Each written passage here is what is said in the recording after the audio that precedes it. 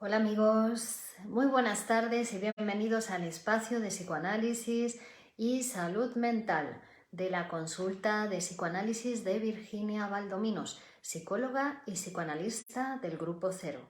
Les hablo desde Madrid, España. Y nuestro programa de hoy versa sobre la bulimia desde el punto de vista psicoanalítico. Muy buenas tardes y bienvenidos a nuestro programa de hoy. Vamos a hablar de la bulimia y bueno, sin quererlo vamos a tocar también los límites de lo que son las enfermedades de la alimentación, los trastornos alimentarios, ¿no? Que podríamos hablar de la bulimia, de la anorexia, de la obesidad. Son todos trastornos de la alimentación, donde va a estar muy en juego la pulsión oral, el goce oral, el goce que tiene que ver con la fuente de la boca, los labios, la lengua, el sistema faríngeo, el estómago, hasta incluso los intestinos, ¿no? Y ya ponemos en conexión lo que sería la pulsión oral, la fuente oral de goce, de satisfacción, con lo que sería la fuente anal, que sería la pulsión anal, que sería el otro orificio, digamos, del sistema digestivo. Y es que no nos podemos olvidar que los seres humanos somos psíquicos pero también tenemos cuerpo, ¿no? Mente y cuerpo están unidos. Es decir, que los factores psíquicos se van a jugar, se van a representar en el cuerpo, las cuestiones psíquicas. Todo estímulo que llega a nosotros va a tener que ser elaborado, trabajado, tanto por vía psíquica como por vía somática, tanto por vía corporal como por vía mental.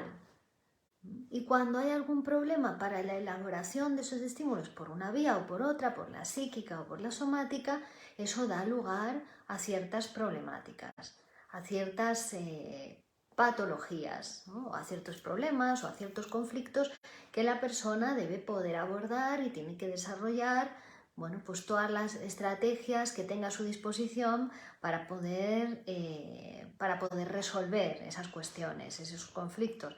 A veces la persona no tiene las suficientes estrategias psíquicas o las tiene, pero las tiene inutilizadas, ¿no? Porque realmente los mecanismos psíquicos en todos los seres humanos son los mismos, los mecanismos psíquicos están ahí, forman parte de nuestro aparato psíquico, pero hay personas cada persona tiende a utilizar unos mecanismos frente a otros. La salud va a tener que ver con la utilización, con la puesta en marcha de todos los mecanismos psíquicos que tenemos disponibles para poder resolver esas cuestiones que resultan conflictivas. También en los trastornos de la alimentación hay ciertos conflictos psíquicos que la persona no está pudiendo resolver adecuadamente. Resolver quiere decir posicionarse, adoptar una posición sana frente a esas cuestiones. Entonces, cuando hablamos de la bulimia, hablamos de esa enfermedad donde hay atracones de comida, donde muchas veces se come para calmar la ansiedad que hay en la persona, que la persona siente, ¿no? Esa angustia que no puede acallar de otra manera, ¿no? Entonces se pega el atracón de comida. Pero eso no garantiza acabar con la angustia, ¿no? Y además sí que está garantizando un goce sexual sustitutivo, puesto que la oralidad, la pulsión oral, forma parte de la sexualidad infantil, ¿no? De la sexualidad primitiva, de nuestra primera sexualidad. Fue la zona erógena inicial u original por antonomasia en nosotros, ¿no? La pulsión oral, el niño que aprende a descubrir el mundo al principio a través de su boca, ¿no? Incluso toda la madre, ¿no? pero todo el mundo le va a llegar el goce autoerótico, incluso es a través de la boca, se chupa el dedo, se chupa el codo, ¿no? Todo le llega a través de la boca. Es un goce muy primitivo en el ser humano, ¿no? El goce oral. Y también hay que poder diferenciar entre cómo toca lo psíquico, cómo es lo psíquico, cómo toca la oralidad, lo psíquico, porque realmente hay una necesidad, ustedes dirán, pero sí hay una necesidad de alimentación, ¿no? Que no es puramente goce, sino que es necesario alimentarse. Es verdad, todo goce, digamos, que se monta sobre una necesidad, está la necesidad de alimentación, pero ya cuando uno come sin puntuación, uno come sin límites, se pega el atracón de comida, eso ya es una cuestión de necesidad o es una cuestión pulsional, es una cuestión de goce. Un goce sin puntuación, un goce que no puede puntuar, al menos en ese momento del atracón. En algunos casos de bulimia los atracones van acompañados o van seguidos de episodios de vómitos, ¿no? Entonces hay atracón, hay vómito, hay atracón, hay vómito. También eso recuerda mucho a un acto sexual, en el sentido que es ingerir, ingerir, ingerir, meter el cuerpo y luego sacar, sacar, meter, sacar la comida. Vemos también como hay una cuestión sexual, siempre hay una cuestión sexual, ¿no? En este caso sustitutiva, ¿no? Porque no es un acto sexual propiamente dicho, sino que es un disfraz, es una máscara, es una deformación de una satisfacción de un deseo sexual infantil y reprimido. Como los síntomas son en general los síntomas neuróticos o los sueños después de ser interpretados. Es decir, tenemos que someter a ese sujeto que viene siendo bulímico, ¿no? Tiene que psicoanalizarse para poder ser otra cosa. Tiene que psicoanalizarse para poder salir de esa estructuración psíquica, de esa posición psíquica, de esa forma de resolver ese conflicto psíquico que le está acuciando, ¿no? Poder transformarlo en otra cosa, poder hacer con esa misma energía psíquica que hace el síntoma bulímico o la enfermedad, poder hacer otra cosa más provechosa para él o para ella, obteniendo también otro goce, porque si no, hasta que no encuentre un goce sustitutivo va a seguir gozando de esa manera. Quiero decirles que en los síntomas neuróticos, que en cualquier síntoma psíquico, enfermedad mental, hay un goce. Hay un goce, por muy dolorosa que parezca, por mucho que esté sufriendo la persona que padece la enfermedad, está el sufrimiento, pero también está el goce. Es la otra cara de la moneda. Si no, no sería tan difícil abandonar los síntomas de las enfermedades neuróticas o psíquicas, ¿no? Mentales. La mente tiene esa capacidad, la mente humana, ¿no? de dar esa vuelta, de parecer una cosa y ser otra. ¿Por qué? Porque el aparato psíquico es complejo y lo que es satisfactorio para una parte del aparato psíquico puede ser muy displacentero para la otra parte. Entonces, esa satisfacción se consigue disfrazándolo de otra cosa, dándole otra apariencia, ¿no? Bueno, pues en el caso de la bulimia sucede esto. Hay una falta de puntuación en un momento determinado y falta de puntuación que también está presente en otros trastornos como por ejemplo la obesidad, donde se ve claramente, ¿no? Que es una falta de poner límite a la ingesta de alimentos la que está produciendo esa enfermedad, esa grave enfermedad, ¿verdad? Porque la obesidad, bueno, pues en su extremo patológico pues puede acortar la vida de las personas en varios años, ¿no? Es un trastorno grave cuando se trata de una obesidad mórbida o patológica. Entonces ven cómo la pulsión necesita límite, porque si no, ya nos vamos al lado de lo patológico, nos vamos al lado de la enfermedad. Y todo, por mucho gusto que nos produzca, por mucho goce, requiere un límite. Es que de hecho sin límite no hay goce. Gozar es lo más humano del mundo, pero gozar implica que tiene que haber ciertos límites. Bueno, en el psicoanálisis la bulimia se va a tratar como cualquier otra enfermedad mental o como cualquier otro conflicto psicológico, hablando, psicoanalizándose, hablando libremente, diciendo en voz alta todo lo que le pasa por la cabeza, aunque le parezca una tontería. porque también va a haber una sustitución de goce a través del psicoanálisis. También el paciente bulímico va a poder sustituir un goce que se realiza con la boca, ¿no?, el darse el atracón, por otro goce, que va a ser el hablar. Y donde esa manera de hablar del paciente va a estar sobredeterminada por las mismas cuestiones psíquicas inconscientes que producen el síntoma bulímico. Con lo cual vamos a poder analizar, que es de lo que se trata, o el sujeto va a poder producirse como un sujeto de la palabra. Va a estar sujetado a la palabra en vez de estar sujetado al síntoma. Y todo con la misma zona ahora, con la misma zona erógena, ¿no? Con la boca, la lengua, la laringe. Tienen que conocer ustedes que hablar es uno de los mayores goces para el ser humano, y ser escuchado es el otro, ¿no? Hablar y ser escuchado, porque ahí el sujeto se puede producir como un sujeto de la palabra, una palabra verdadera, no una palabra intermediaria, una palabra que de verdad represente a ese sujeto, con la que pueda hablar de su verdad o pueda producir su verdad en el análisis. Porque esa verdad que no soporta o que no comprende o que no entiende o que tanto le conflictúa es la misma verdad que le está produciendo ese síntoma. Es para enfrentarse a esa verdad de una manera que ciertamente patológica, que se desarrolla el síntoma. Entonces vamos a tener que producir sujetos que puedan enfrentarse a sus verdades de una manera más sana, sin enfermarse, ¿verdad? Sino que de una manera más productiva, más adecuada para su realidad, para la realidad de sus relaciones, para la realidad de su trabajo, de su función en el mundo. Vamos a ver por aquí, que parece que hay preguntas.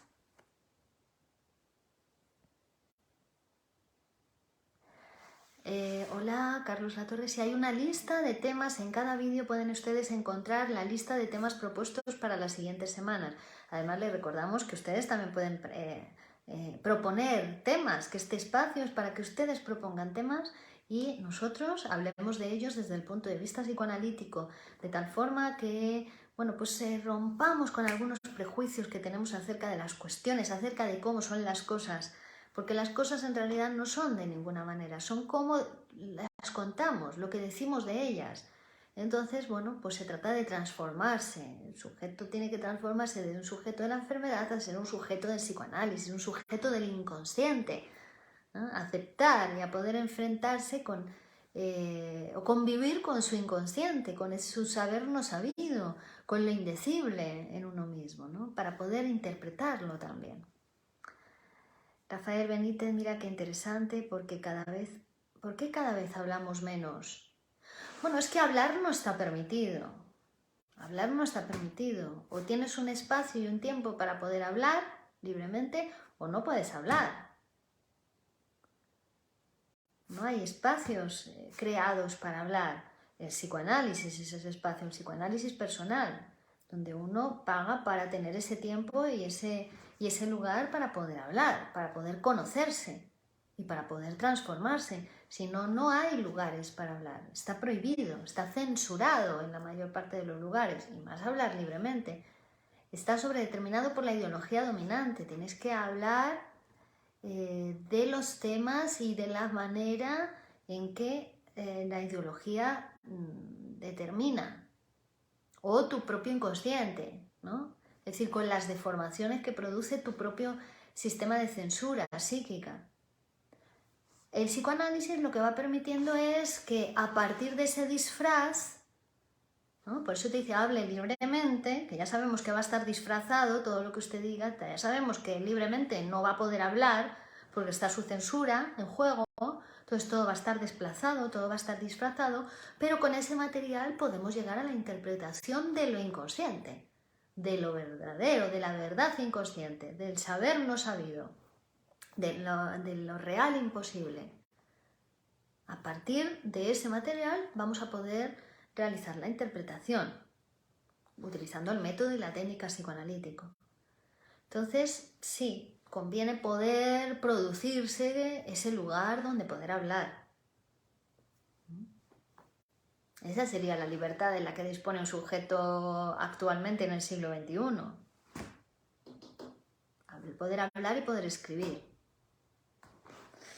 Hola, Edgardo Eulogio, yo soy Cian, hola. Carlos Latorre, Galicia Montezuma, saludos desde Moleros, México. Chamán Benmar, saludos, gracias por compartir. Mari Caro, Macpe Esquil, Brenda Juárez, María del Rosario Mendoza, psiquiatra Sandra Guzmán, José Luis Torres, Claudia Boqueta, Julieta Muñoz, Eduardo Pérez. Bueno, pues muy buenas tardes a todos. Hoy estamos hablando de la bulimia desde el punto de vista psicoanalítico. Blanca Castellanos. Claro, es una posición diferente. En función de cómo te piensa quien te está escuchando, pues puedes producir unas cosas o puedes transformarte o no. Es la escucha del psicoanalista la que va a hacer posible que el sujeto se transforme. Porque también, ¿qué dice sobre su bulimia? ¿Qué dice sobre sus atracones de comida? ¿Qué dice sobre sus vómitos? Puede ser diferente estructura psíquica o posición psíquica en la que está produciendo esa enfermedad. Todo va a depender siempre de lo que diga la persona. Es un material sagrado el discurso manifiesto, el discurso que habla el paciente. Es muy importante porque ahí está la cadena significante, la anterioridad significante, lo que hace que ese paciente haya elegido ese síntoma inconscientemente, o que ese síntoma se haya producido en él o en ella, que el síntoma ¿no? haya tomado a ese sujeto para expresarse de esa manera. Bueno, está sobredeterminado por la posición psíquica inconsciente de la persona. Vamos a descubrir cuál es, vamos a escuchar, vamos a esperar a que haga aparición el inconsciente, que tiene que aparecer. ¿Cómo? El paciente tiene que hablar libremente. Usted cuando se psicoanalice, cuando se someta al método psicoanalítico, lo que le vamos a pedir es que usted hable libremente. Blanca Castellanos dice, hola doctora, buenas tardes, muchas gracias. Hola Blanca, María Toledo lo está viendo. Bueno, todos ustedes lo están viendo. Gracias por estar ahí. Bueno, entonces estamos hablando de la bulimia y a la vez estamos hablando de los trastornos de la alimentación, ¿vale? Donde hay una fuerte implicación entonces del goce oral, de la pulsión oral, pero no solo. Hay que ver cómo habla, de qué habla, qué dice el paciente para poder interpretarle, para poder ir, digamos, desarmando esa estructura psíquica que da lugar a ese síntoma. No se trata de quitar el síntoma en psicoanálisis, no. Se trata de cambiar la máquina de hacer síntomas, no quitar el síntoma, porque el síntoma es una solución, es la mejor solución que encontró la persona. Pegarse el atracón y vomitar es la mejor solución que encontró el paciente bulímico para su conflicto, pero no es una solución saludable. Sobre todo cuando el paciente viene a consultar por eso, es decir, no le está produciendo, a pesar de producirle cierta satisfacción inconsciente, no le está produciendo una satisfacción en la conciencia, más bien le está produciendo un displacer, un sufrimiento.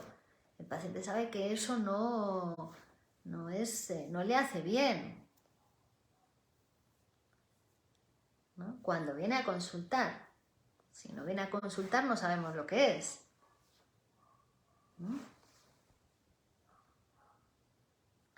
¿Afecta la bulimia solo a la juventud o también a mayores? Afecta a todas las edades, no es una cosa solo de la juventud, la bulimia.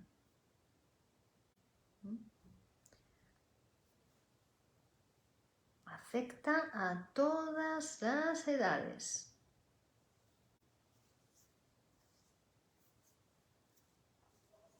Hay muchos prejuicios también desde la juventud, ¿no?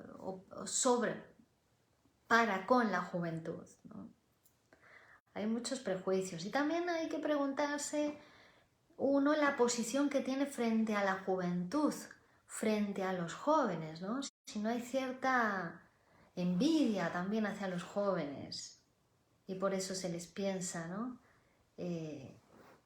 Bueno, pues más inclinados a cierto tipo de padecimientos o cierto tipo de problemáticas. Pero son problemáticas que afectan a todas las personas. Hay determinadas épocas de la vida que son especialmente conflictivas o sensibles porque son cambios muy dramáticos, ¿no? En la vida del sujeto, ¿no? Por ejemplo, la adolescencia, por ejemplo, la menopausia, por ejemplo, bueno, y luego otros muchos cambios sociales como salir del mundo académico al profesional, o cambiar de trabajo, o jubilarse, o bueno, son cambios importantes. O no, simplemente no poder o no saber hablar, que apuntaba antes Rafael.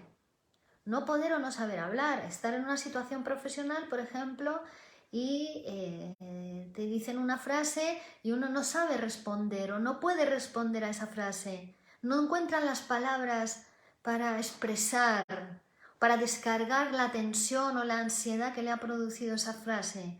Entonces no dice nada, pero cuando llega a su casa se pega un atracón de chocolate o un atracón de galletas o un atracón de no sé qué, acompañado por un fuerte sentimiento de culpa, porque el atracón, que tiene que ver con no haber podido decir esa frase, hemos dicho que también implica un deseo reprimido, ¿no? Porque en el atracón te lo estás comiendo al otro también, lo estás devorando, no le pudiste decir la frase pero ahora te lo comes, lo devoras, lo destrozas, ¿no?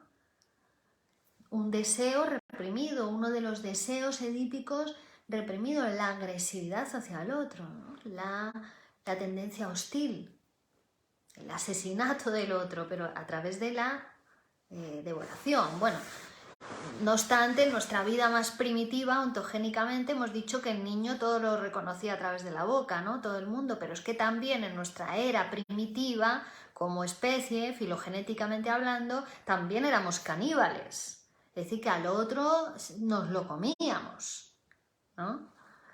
Hasta tal punto que se llega a decir en la reconstrucción teórica de que los hermanos se unieron para matar al padre y devorarlo, ¿no? En esa cuestión edípica con ese protopadre de la horda primitiva, que era el padre todopoderoso, que tenía todas las hembras a su servicio y que ningún otro macho de la horda podía hacerle la competencia porque era asesinado o castrado, ¿no? De esa horda primitiva provenimos en esa reconstrucción histórica que hacemos, que hace el psicoanálisis de la evolución de la especie, ¿no? Filogenéticamente hablando. Entonces también hubo un tiempo donde éramos caníbales, donde nos comíamos al otro, donde el hombre se comía a su enemigo y así pensaba que incorporaba los rasgos del enemigo. La identificación, el mecanismo y el proceso de la identificación con el otro tiene que ver con eso, nos lo comemos, no literalmente, ¿no? Sino como metáfora, ¿no? Nos comemos, interiorizamos al otro o un rasgo del otro, ¿no? Entonces también esa situación, ese ejemplo que acabo de poner de que en la oficina te dicen algo, no puedes responder, pero llegas a casa y te pegas el atracón de comida, estás devorando al otro, al que no pudiste en ese momento, esa rabia o esa tensión que te produjo y que no supiste cómo descargar, civilizadamente, quiero decir, con una frase, de manera lo más humana, que es a través del lenguaje, poder hablar, saber hablar, decir una frase, después se resuelve de esa otra manera, ¿no? Ese conflicto, de esa manera patológica o sintomática.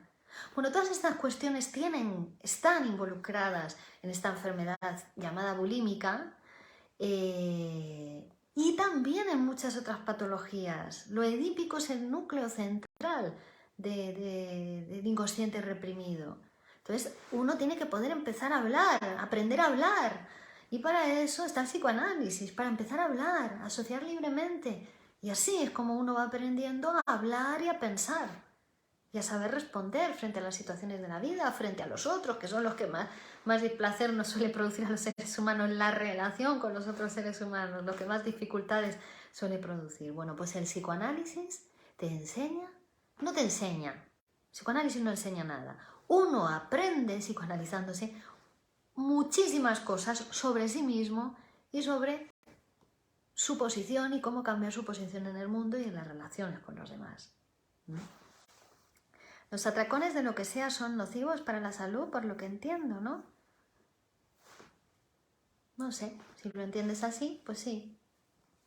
María Toledo, sin que sea bulimia, ¿cómo se puede desarticular la resistencia a bajar de peso? Bueno, también hay un componente psíquico muy importante en esa dificultad para adelgazar, ¿no? O en las situaciones de obesidad. Bueno, pues psicoanalizándose, hay que ver cuál es ese componente psíquico. Para poder desarticularlo hay que conocerlo. ¿Y qué manera de conocer lo psíquico? Que hablando, es la única manera de conocerlo. Así que les invito a psicoanalizarse, a aprender a hablar, a tumbarse en el diván y a decir todo lo que les pase por la cabeza, en ese espacio y en ese tiempo de libertad para hablar. Muchas gracias a todos. Seguiremos el próximo programa. El próximo lunes es fiesta, así que no, pero al siguiente.